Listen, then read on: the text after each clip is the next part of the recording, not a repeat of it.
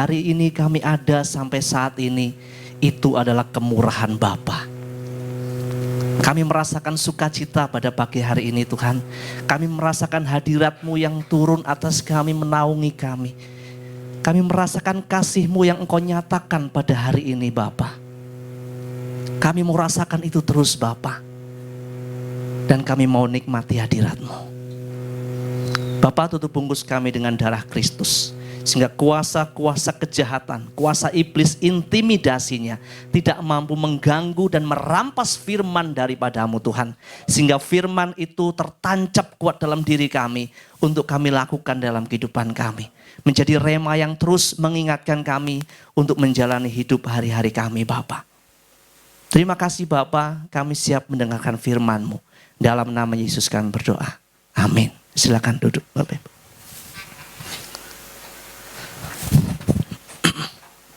Puji Tuhan ya.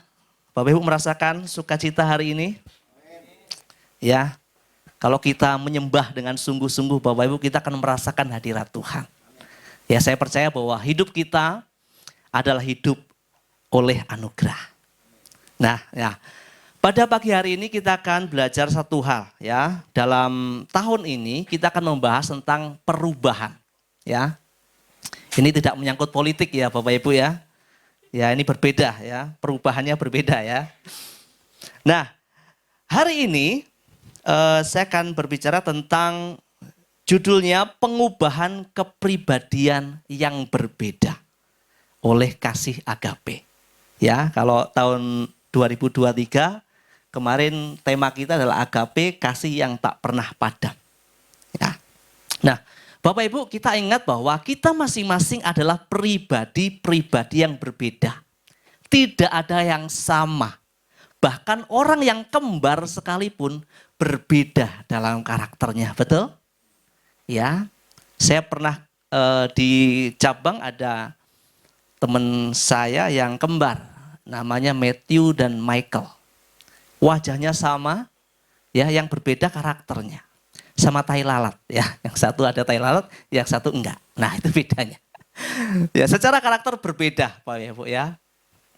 Nah perbedaan karakter ya, inilah yang menyebabkan pertumbuhan iman kita berbeda-beda. Betul ya? Ada yang pertumbuhannya imannya melesat seperti Apollo ya, keluar angkasa, cepat, yes gitu. Ada yang pertumbuhannya lambat. Seperti naik sepeda, lambat gitu ya, nggak nyampe-nyampe, sama motor disalip terus, betul? Mungkin pebalap sepeda yang baru bisa ngalahin motor ya, tapi kalau rata-rata orang kalau naik motor selalu lebih kencang daripada naik sepeda. Bapak Ibu bisa buktikan di jalan raya ya. Nah, perbedaan ini kita akan bahas di Kejadian 25 ayat 26. Ya. Kejadian 25 ayat 26.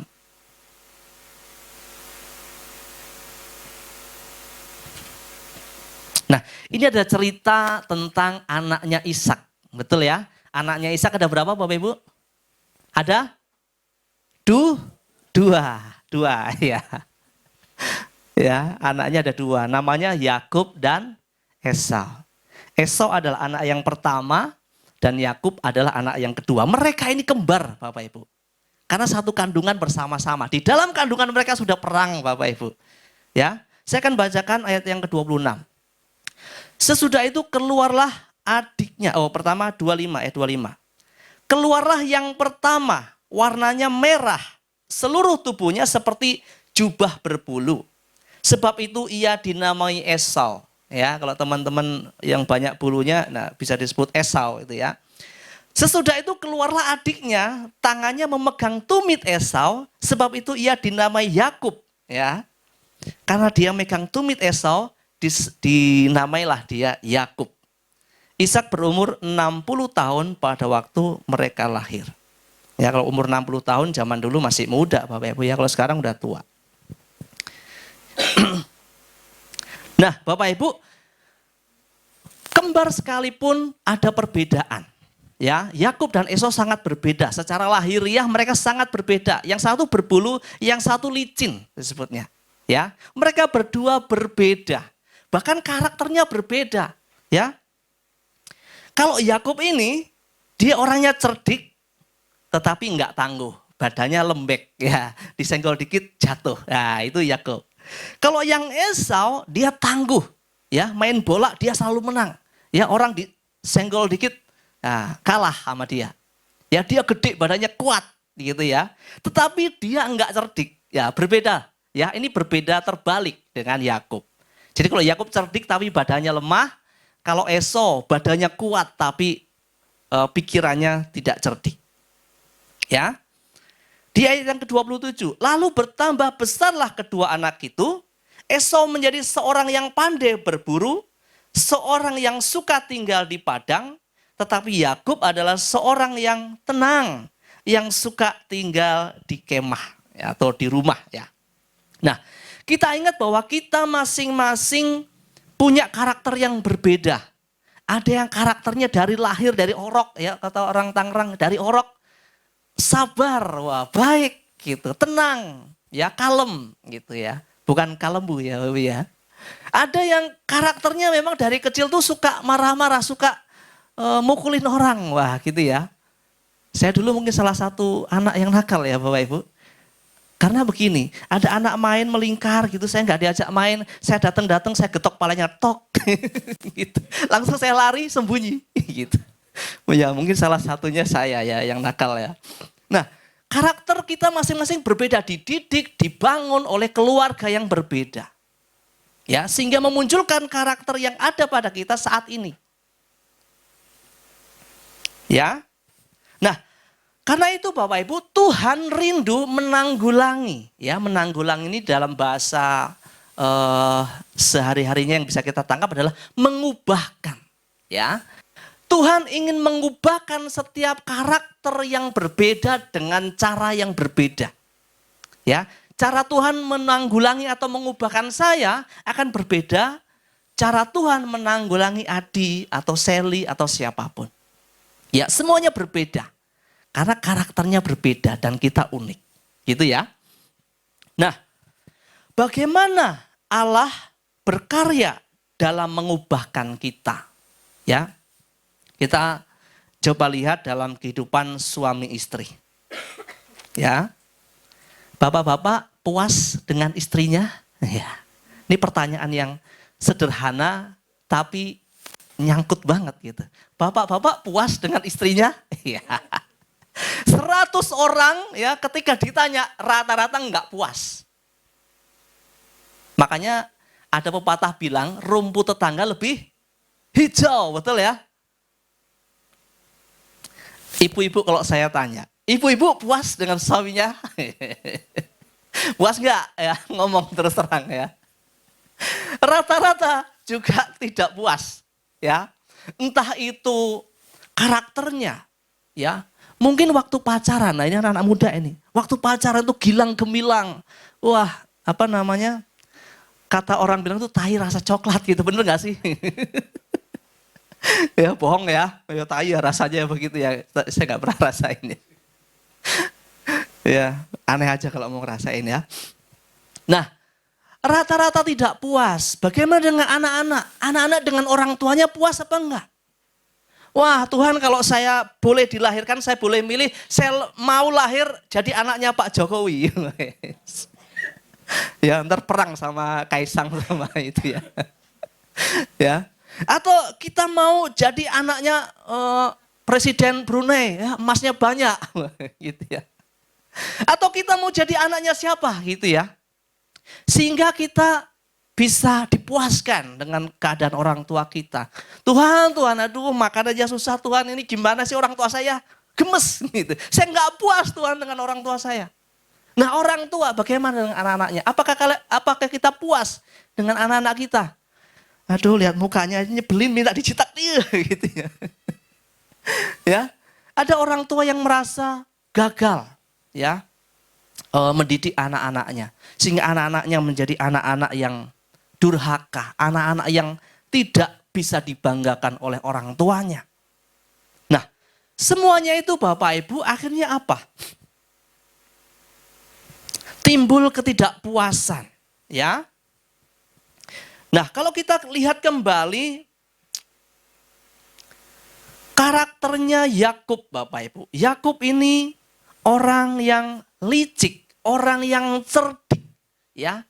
Dia mencuri hak kesulungan Esau, betul ya Bapak Ibu kalau baca di Kejadian ini tentang Yakub dan Esau, bagaimana Yakub itu berusaha untuk mencuri hak kesulungannya Esau. Karena pada zaman dahulu, ya, orang yang diberkati sangat banyak itu adalah anak-anak sulung. Makanya sangat senang sekali orang itu menjadi anak sulung. Karena dia akan mendapatkan berkat yang luar biasa dari bapaknya. Ya, tetapi dengan cerdik Yakub ya membuat sebuah drama ya. Drama akhirnya membuat sup kacang merah, dan kebetulan kakaknya datang, aduh aku aus nih, boleh nggak aku ngicipin aja itu yang merah-merah itu, boleh nggak gitu. Si Yakub pinter ya, wah boleh, yuk bisa cicipin, tapi jual dulu hak kesulunganmu sama aku gitu, jawab si Yakub. Pada waktu itu Esau tidak memperhatikan bagaimana pentingnya hak kesulungan itu. Dia menggampangkan, dia bilang, yaudah buat kamu sajalah, pokoknya saya makan, aku mau mati gini, masa kamu mempertanyakan hak kesulungan, udah buat kamu saja gitu. Ya. Tetapi pada akhirnya Bapak Ibu yang terjadi memang nanti yang mendapatkan hak kesulungan itu adalah Yakub. Padahal yang sulung siapa? Esau. Nah, nanti akan kita bahas lebih dalam. Ya.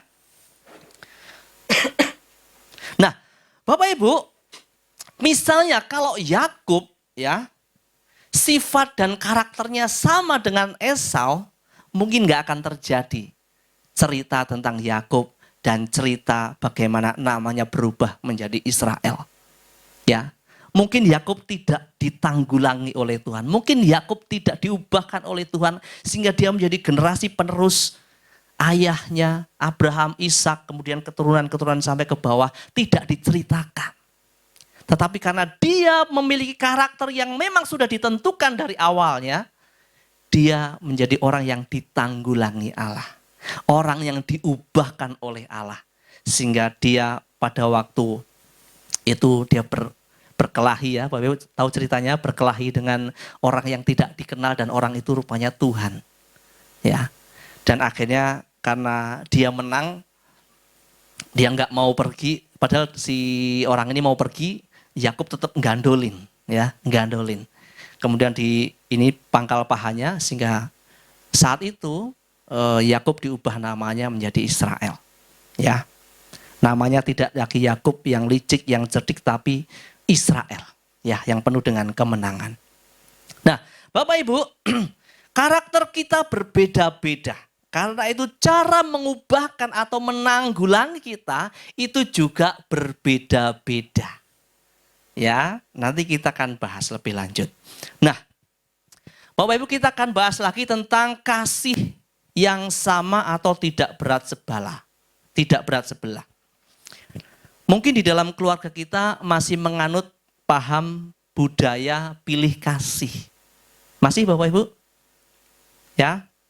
Budaya pilih kasih ini sudah banyak sekali terjadi bahkan di kehidupan kita yang nyata. Mungkin kita tidak merasakannya tapi kita melakukannya.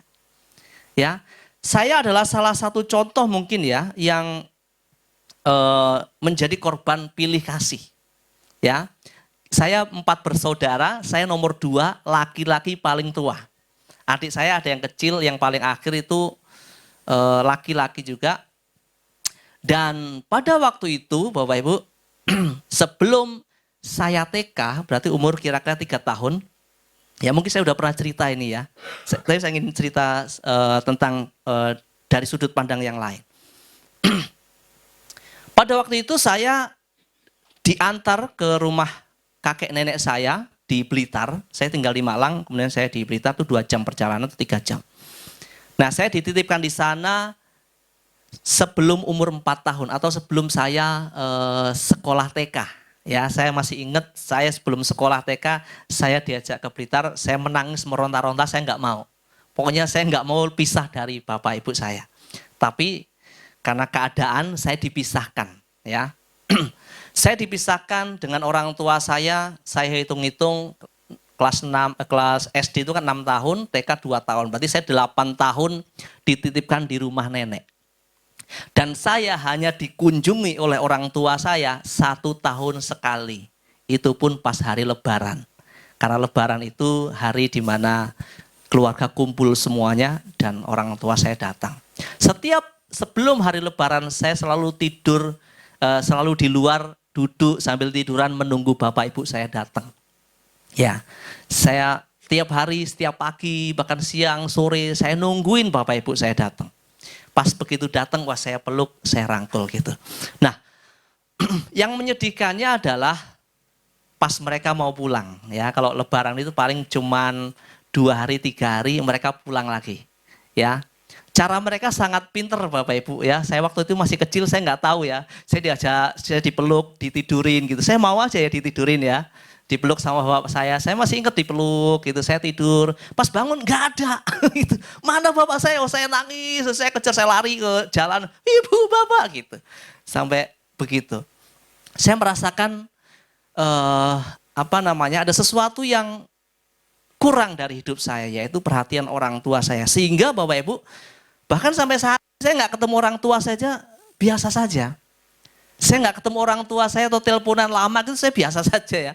Karena mungkin sudah terbiasa pada waktu itu saya mengalami hal itu. Nah, yang mau saya ceritakan adalah Bapak Ibu, saya tidak menuntut untuk kenapa saya saja. Saya pernah berkata begitu. Kenapa kok saya mulu yang dititipkan? Karena setelah saya dititipkan di kakek nenek saya, lulus SD, saya SMP di Malang sama bapak ibu saya, 3 tahun. Setelah itu SMA saya dititipkan lagi ke Lamongan untuk sekolah SMA. Kok saya lagi ya gitu ya? Apa bapak ibu saya ini enggak melahirkan saya gitu? Saya anaknya bukan gitu. Pertanyaan saya begitu. Cuman saya asli anak mereka ya, di kakak ada. Ya. Dan akhirnya setelah itu saya pulang lagi kuliah di Malang. Nah, Bapak Ibu, ada rasa berbeda ya dari saudara-saudara saya. Mereka diperhatikan ya. Mungkin ini juga terjadi dalam kehidupan kita masing-masing.